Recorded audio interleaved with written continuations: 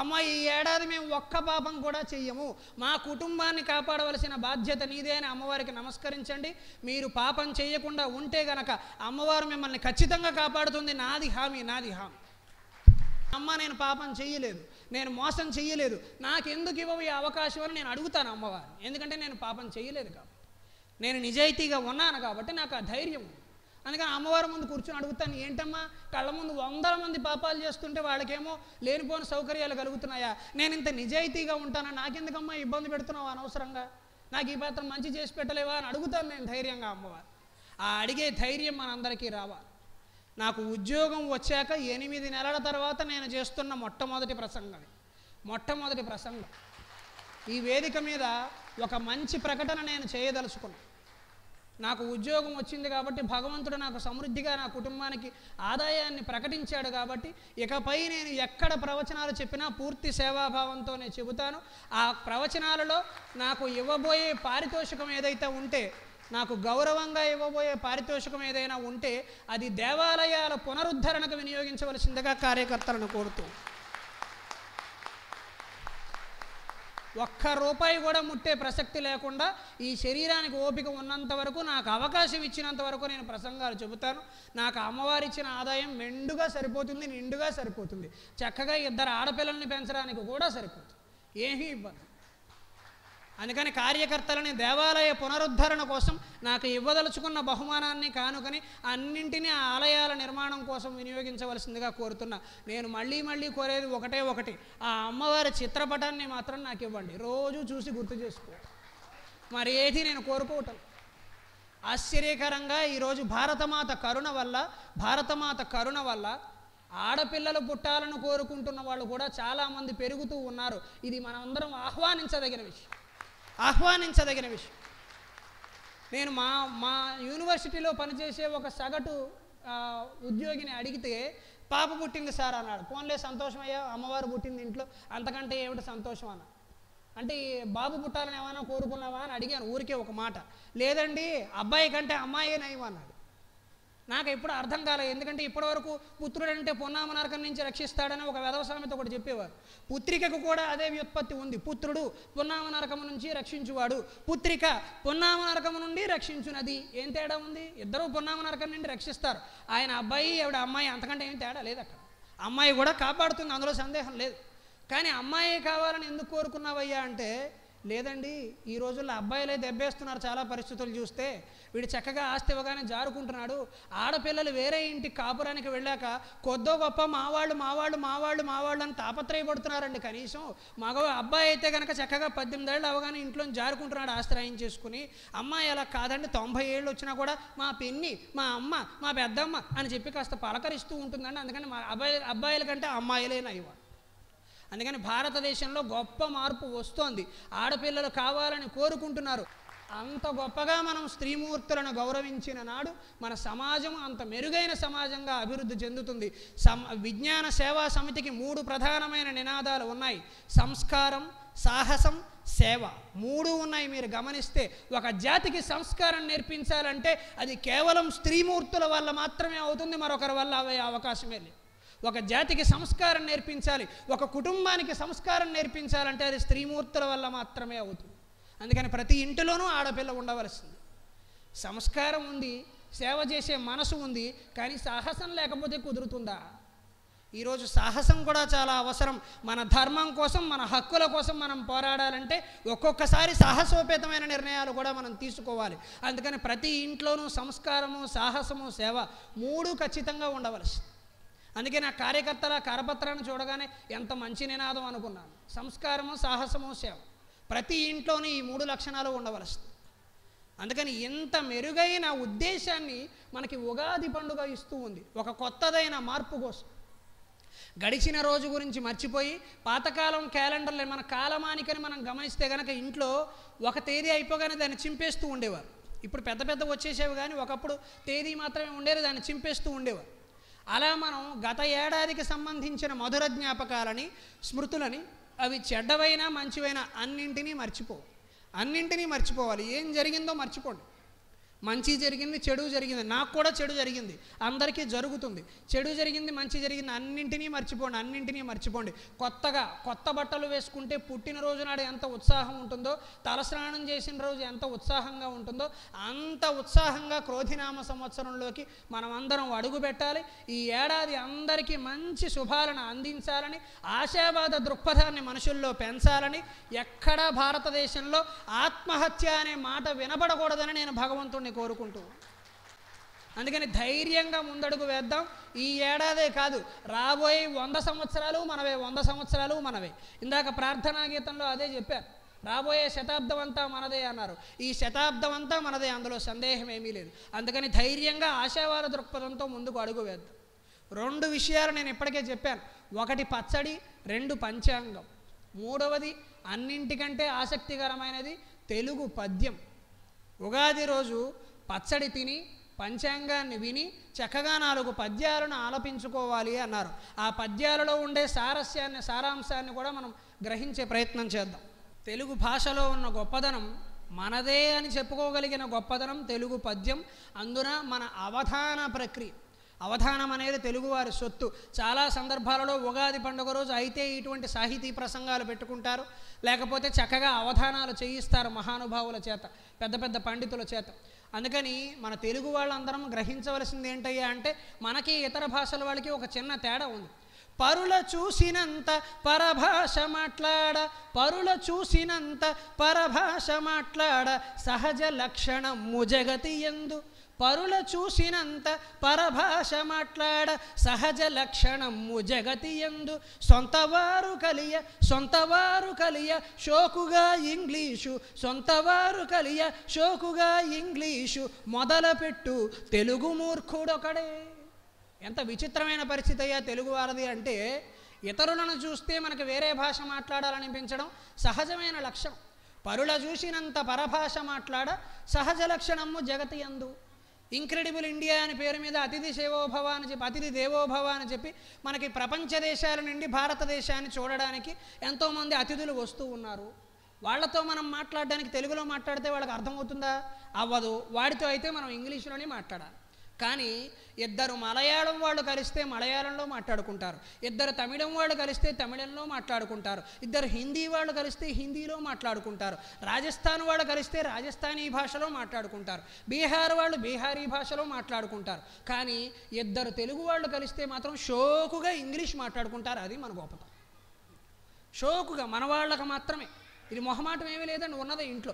నాకు ఇంగ్లీష్ వచ్చు అని చెప్పుకోవటానికి ప్రపంచంలో ఇష్టపడేవాడు ఎవడైనా ఉన్నాడంటే అది తెలుగువాడే. మొహమాటం ఏమీ లేదు అందులో. ఆ రోగాన్ని, ఆ వ్యాధిని మనం తగ్గించుకున్న నాడు తెలుగు భాషకి మళ్ళీ పట్టాభిషేకం జరుగుతుంది. తప్పనిసరిగా తెలుగు భాషకి పట్టాభిషేకం జరుగుతుంది. తెలుగు సంస్కృతి పెరగాలి.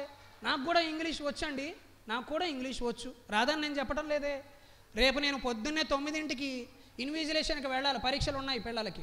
అప్పుడు నేను ఇలా ఉండను, ఫార్మల్స్ వేసుకుంటాను, ఉద్యోగ ధర్మం వేసుకుంటాను. అప్పుడు ఇతర భాషలకు చెందిన వాళ్ళతో ఇంగ్లీషే మాట్లాడాలి. బ్రహ్మాండమైన ఇంగ్లీష్ మాట్లాడతాను. నేను గర్వంగా చెబుతున్నాను, నేను బ్రహ్మాండమైన ఇంగ్లీష్ మాట్లాడతాను. కానీ సందర్భము సమయము ఉండాలా వద్దా? మా నాన్నగారితో ఇంగ్లీష్ మాట్లాడి, మా అమ్మతో ఇంగ్లీష్ మాట్లాడి, మా అన్నయ్య కూతురుతో ఇంగ్లీష్ మాట్లాడితే ఇంకో తరం కూడా చెడిపోతుంది. మాట్లాడవలసింది తెలుగు కదా. ఈరోజు ఇంట్లో చూస్తే మమ్మీ డాడీ ఆంటీ అంకుల్ ఇవే, ఇంకొక మాటలు ఎక్కడున్నాయి అసలు? ప్రయత్నం చెయ్యాలి. మా ఇంట్లో డైనింగ్ టేబుల్ని అన్నాల బల్ల అంటారు, బాత్రూమ్ని స్నానాల గది అంటారు, డ్రెస్సింగ్ టేబుల్ని అద్దం బల్ల అంటారు. ఇన్ని తెలుగు పదాలు వాడుతున్నాం మేము ఇంట్లో. గరికపాటి నరసింహారావు గారు అంటే ఊరికే కబుర్లు చెప్పే మనిషి కాదు, ఇంట్లో ఆచరించే మనిషి. ఆ మాటలు మనం మాట్లాడగలం కదా, మనకు వచ్చును కదా. తెలుగు భాషని అణువున మనం ఆచరించే ప్రయత్నం చేయాలి. అదే వేరే భాష వాడు వచ్చాడు, మన సత్తా ఏంటో చూపిద్దాం, ఇంగ్లీష్లో కూడా అదరగొడదాం, అవసరమైతే అదరగొడతాం, అది వేరే సంగతి. కానీ మనం కలిసినప్పుడు మాత్రం చక్కగా తెలుగులో మాట్లాడుకోవాలి. తెలుగులో మాట్లాడడాన్ని ఏదో నామోషిగా సిగ్గుపడుతూ అవమానపడుతూ మాట్లాడకూడదు. గర్వంగా గల్లా ఎగరేసి మాట్లాడాలి. అంత గొప్ప భాష తెలుగు భాష. ఒక్కొక్క పద్యం చదువుతుంటే దాని వెనకాల ఉన్న అర్థాలు తెలుసుకుంటూ ఉంటే ఎంత రమ్యంగా ఉంటుందండి తెలుగు భాష. కేవలం పద్యం చదివినంత మాత్రానే, పద్యం విన్నంత మాత్రానే అత్యాచారం చేయటానికి సిద్ధపడిన ఒక దుర్మార్గుడు కూడా గుండెలు దడదడలాడిపోయేలా వణికిపోయాడు కీచక వధఘట్టం. ఒక్క పద్యం చదివితే కీచకుడి ప్యాంటు తడిసిపోయింది ఒక్క పద్యానికి. అప్పటికి ప్యాంటు లేదు, పంచా. ఒక్క పద్యం, ద్రౌపది ఒక్క పద్యం చదివితే కీచకుడికి కాళ్ళు చేతులు వణికిపోయాయి. అది తెలుగు పద్యం సత్తా. ఒక్క పద్యం. దుర్వారోద్యమ బాహు విక్రమ రసాస్తోక ప్రతాప స్ఫురత్ గర్వాంధ ప్రతివీర విద్యాపారగుల్మర్పతుల్ గీర్వాణాకృతులే ఉరిబ్డు నిను దోర్లీలన్ వెసంగిట్టి గంధర్వుల్ మానము ప్రాణముంగొనుట తథ్యంబెమ్మెయిన్ కీచక. ఒక్క పద్యం చదివి వణికించేసింది కీచకుడిని ద్రౌపదీదేవి మహాభారతం. ఒక్క పద్యం. దుర్వారోద్యమ బాహు విక్రమ రసాస్తోక ప్రతాప స్ఫురత్ గర్వాంధ ప్రతివీర నిర్మధన విద్యాపారగుల్మత్పతులు. ఎన్ని మహాప్రాణాలు! మహాప్రాణం అంటే అల్పప్రాణం అంటే, అల్పప్రాణం అంటే ఇప్పుడు అమ్మ అన్నాం, అది అల్పప్రాణమే. బుద్ధి అని ఒత్తు పెట్టావు, అది మహాప్రాణం. ఈ దుర్వారోద్యమ బాహు విక్రమ రసాస్తోక ప్రతాప స్ఫురత్ గర్వాంధ ప్రతివీర నిర్మథన విద్యాపారగుల్ మత్పతుల్ అనగానే చదువుతుంటే భయం వేస్తోందా లేదా? అవతల వాడు చూడగానే పద్యం అర్థమైనా కాకపోయినా వీడు తిడుతున్నాడు అనేది స్పష్టంగా అర్థమవుతుంది. ఒక పద్యం వింటుంటే కీచకుడు ఆవిడ చెప్పింది ఏమిటి? నా భర్తలు మామూలు వాళ్ళు కాదు, పంచపాండవులని చెప్పకుండా, పంచపాండవులని చెప్పచ్చా? చెప్పకూడదు. అజ్ఞాతవాసంలో ఉంది. 12+1 12 ఏళ్ళ అరణ్యవాసం, 1 ఏడు అజ్ఞాతవాసం. ఇప్పుడు ఇంటర్మీడియట్ పిల్లలు 12 ఏళ్ళు ఇంటర్మీడియట్ చేసాక 1 ఏడు ఎంసెట్ కోసం లాంగ్ టర్మ్ తీసుకుంటారు కదా, అటువంటి కోర్సే. 12 ఏళ్ళ అరణ్యవాసం, 1 ఏడు అజ్ఞాతవాసం. అజ్ఞాతవాసంలో పేర్లు చెప్పకూడదు, కానీ నా భర్తలు గంధర్వులు ఏం కోరుకుంటే ఆ రూపాన్ని ధరిస్తారు. మామూలు వాళ్ళు అనుకుంటున్నావా? అత్యాచారానికి గురి కాబోతున్న పరిస్థితిలో ద్రౌపదీదేవి. అక్కడ ఎవరికో ఫోన్ చేసేందుకు, డైల్ 100 నొక్కేందుకు తెలంగాణ పోలీసులను, ఆంధ్ర పోలీసులను పిలిచేందుకు అక్కడ అవకాశం లేదు. పైగా ఉన్న 5గురు కూడా రకరకాల వేషాల్లో, రకరకాల అజ్ఞాతవాసాల్లో ఉన్నారు. ధర్మరాజు అని పిలిస్తే పలకకూడదు, భీముడు అని పిలిస్తే పలకకూడదు. అటువంటి పరిస్థితుల్లో ఏం చేయాలి? ద్రౌపదీదేవి తన సంభాషణ నైపుణ్యాన్ని ఉపయోగించింది. Communication skills ఉపయోగించింది. ఇదే సంభాషణ నైపుణ్యాన్ని రామాయణంలో సీతాదేవి హనుమంతుడి ముందు ఉపయోగించింది. హనుమంతుడు అంతటి వాడు సీతమ్మ వారికి నమస్కరించి, అది కూడా హనుమంతుడు నేరుగా కనబడకుండా సింసుపా వృక్షం మీద పైన కూర్చుని రామకథాగానం చేస్తూ ఉన్నాడు. అమ్మవారికి ఒక్కసారిగా గుండెల నిండా ప్రేమ పొంగిపోయింది, కళ్ళంతా నీళ్లు వచ్చేసాయి. అబ్బా, రావణాసురుడు ఉన్న ఈ లంకలో రామ అనే శబ్దం విని ఎంతకాలం అయిపోయిందిరా నా చెవులు, ఎవరో రామకథాగానం చేస్తున్నారు అనుకున్నా. పరవశించిపోయింది అమ్మవారు. కానీ నమ్మలేదు అమ్మవారు. ఎందుకు? ముందు నమ్మి దెబ్బతింది కదా. ఎవరిని నమ్మింది? రావణాసురుని నమ్మిందే. భవతి భిక్షాందేహి అన్నాడే. యాచకుడు వచ్చాడు కదా అని డబ్బులు ఇద్దామనో, లేకపోతే ఏదో కాస్త ఫలాలు పెడదామనో చూస్తే ముంచేసాడే, జీవితం నాశనం చేశాడే. మరి మళ్ళీ నమ్మి తప్పు చేస్తుందా? అందుకని రామకథాగానం వింటే పోన్లే, ఒకవేళ రాక్షసుడే పాడినా మా ఆయన పేరు తలుచుకున్నారు, సంతోషం అని మనసులో మురిసిపోయింది. కానీ దూరంగా ఇలా చూసింది, తల కిందకేసింది. హనుమంతుడు చూశాడు, అమ్మవారు నమ్మలేదని అర్థమైంది. వెంటనే కిందకు ఒక కూపిగంతు వేశాడు. కిందకు వచ్చి చక్కగా హనుమంతుడు ఎప్పుడూ ఒకటే భంగిమలో ఉంటాడు. నమస్కరించి ఒక కాలు కిందకు పెట్టి, ఒక కాలు మోకాలు పైకి పెట్టి నిల్చున్నాడు. అమ్మవారి ముందు నమస్కరించి, అమ్మ నేను రామబంటుని అన్నాడు. చాలా సంతోషం, నమ్మడానికి ఆధారాలు ఏమైనా ఉంటే చూపించు, Aadhaar card, pan card link చేసేవాళ్ళు లేదో చెప్పు అర్జెంటుగా. ఎందుకు? నమ్మే పరిస్థితిలో లేదు ఆవిడ. ఒకసారి దెబ్బతింది. ఏమో రావణాసురుడు కొత్త సురభి నాటక సమాజం ద్వారా కొత్త డ్రామాకి శ్రీకారం చుట్టాడేమో, ఎవడికి తెలుసు? ధారవాడ నాటక సమాజము, సురభి నాటక సమాజం వాడాడేమో, కొత్త డ్రామా చుడుతున్నాడేమో. ఆవిడ భయపడుతోంది. అందుకని నమ్మే పరిస్థితి లేదు ఆవిడికి. అందుకని అమ్మవారు ఏం చేసింది? అవునా, రామబంటువా? ఏ రకంగా రామబంటువి? రాముడిని చూసావా అని అడిగి. చూశానమ్మా అన్నాడు. అయితే రాముడు ఎలా ఉంటాడో చూడ్డానికి వర్ణించు. అప్పుడు రాముడు చూడ్డానికి ఎలా ఉన్నాడు? ఆజానుబాహు అరవింద దళాయతాక్షం అని మొదలుపెట్టాడు శుభ్రంగా. ఎందుకంటే ఆజానుబాహుడు అంటే నిలబడితే చేతులు మోకాళ్ళ దాకా రావా, నిలబడితే, వంగుంటే కాదు, నిలబడితే. రాముడు అలా ఉంటాడు. అలా కాదమ్మా, రాముడు పొట్టిగా ఉంటాడంటే నువ్వు ఎంట్రన్స్ టెస్ట్లో ఫెయిల్ అయినట్టే లెక్క. అందుకని రాముడు పొడుగ్గా ఉంటాడు. అవన్నీ విని సరిగ్గానే చెబుతున్నావే అని బయటపడకుండా బాగానే ఉంది. రాముని మనస్తత్వం ఎటువంటిది అని అడిగి. శరీరం గురించి చెప్పాడు, మరి మనస్తత్వము అమ్మ రాముడు సీతాదేవిని తప్ప మనసులో ఎవరిని తలుచుకోవడమ్మా, మహానుభావుడమ్మా, ఇప్పటికీ బాధపడుతూ ఉన్నాడమ్మా నీ గురించి అంటే, అది కూడా నిజమే అని లోపల సంబరపడింది. వాళ్ళు ఆయన గురించి ఆవిడికి తెలుసు. అంతా బాగానే ఉంది, రాముడు ఒక్కడే అడవుల్లో తిరుగుతున్నాడా అంది. లేదమ్మా, పక్కన లక్ష్మణుడు ఉన్నాడు. ఇది ఒక ప్రమాణం కదా, రాముడు అడవులకు ఒక్కడే రాలేదు, పక్కన సౌమిత్రుడు ఉన్నాడు పక్కన, అదొక ప్రమాణం చెప్పారు. అంతా చెప్పాక అమ్మ ఇదిగో అమ్మ అంగుళీయకం అని అమ్మవారు రాముడి అంగుళీయకం చూపించి, అమ్మవారు అప్పటికి ఏమో ఇది నువ్వు తస్కరించేవేమో, రాముడు నిద్రపోతున్నప్పుడు లాగేసేవేమో, నాకేం తెలుసు, నేను నమ్మడానికి ఏం ఆధారం ఉంది ఇక్కడ, ఎవరిని అనుమానిస్తోంది? ఈ సృష్టిలో నమ్మకానికంటూ ఒక ఆకారాన్ని కల్పిస్తే అది సాక్షాత్తు హనుమంతుడే.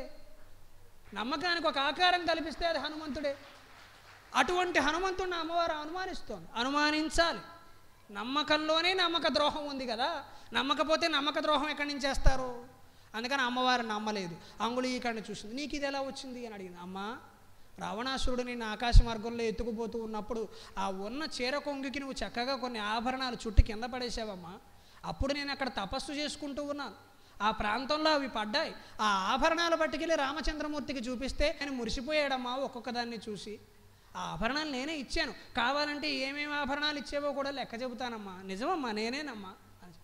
అప్పటికి కూడా అమ్మవారికి కళ్ళమట నీళ్లు పొంగుతున్నాయి కానీ బయటకు రావటం లేదు. కంటి రెప్ప వేస్తే కళ్ళమట నీళ్లు కారిపోతాయి. అవతల వాడు మోసం చేసే ప్రమాదం ఉంది. అప్పటికి కూడా అమ్మవారిని నిగ్రహించుకుని అన్నీ బాగానే ఉన్నాయి కానీ నీ నిజస్వరూపాన్ని చూస్తే తప్ప నేను నమ్మను. ఎందుకంటే హనుమంతుడు సూక్ష్మ రూపంలో ఉన్నాడు, మైక్రో పార్టికల్. ఇప్పుడు మైక్రో పార్టికల్గా ఎదగా ఆ విరాట్ స్వరూపాన్ని ఆవిష్కరించాలి. వెంటనే చూపిస్తానమ్మా, తల్లి అడిగితే చూపించకపోతే ఎవరి కోసమమ్మా ఈ జన్మ ఎత్తింది, నీ కోసమే తల్లి అని చెప్పి చక్కగా తన విరాట్ స్వరూపాన్ని ఆరంభిస్తే అమ్మవారు పిలిచి దా అలిసిపోయావు, ఎంత ప్రయాణం చేసావో నాయన, ఇటువంటి వాడు ఒకడు వస్తాడని, ఒక దూత వస్తాడని కళ్ళు కాయలు కాసేలా ఎదురు చూస్తూ ఉన్నానే, ఈ రోజుకు నా జన్మ ధన్యమైంది, దా కూర్చో నాయన కూర్చో అని చెప్పి అమ్మవారు అప్పుడు హనుమంతుడిని నమ్మింది. ఈరోజు ఆడపిల్లలు కొత్త వాళ్ళని ఇలా నమ్ముతున్నారా? ఫేస్బుక్లో పరిచయం అయితే నమ్మేస్తారు, వాట్సాప్లో పరిచయం అయితే నమ్మేస్తారు, ఇన్స్టాగ్రామ్లో వాడు హాయ్ నువ్వు అందంగా ఉన్నావంటే నమ్మేస్తారు. మనం అందంగా ఉన్నామో లేదో మనకు తెలియదా, వాడు చెప్పాలా? అద్దంలో చూసుకుంటే తెలిసిపోతుంది కదా ఎంత అందంగా తెలవో. ఆలోచించాలి కదా, అంత తేలిగ్గా ఎలా నమ్మేస్తామండి? తల్లిదండ్రులు చూస్తున్న సంబంధాలలో ఎంత జాగ్రత్తలు పడుతున్నారండి. 3 తరాలు అటు 3 తరాలు ఇటు చూస్తున్నారు, ఉద్యోగం చూస్తున్నారు, అప్పులు ఉన్నాయో లేదో చూస్తున్నారు, ఆస్తిపాస్తులు చూస్తున్నారు, మంచి గుణగణాలు ఉన్నాయో లేదో చూస్తున్నారు.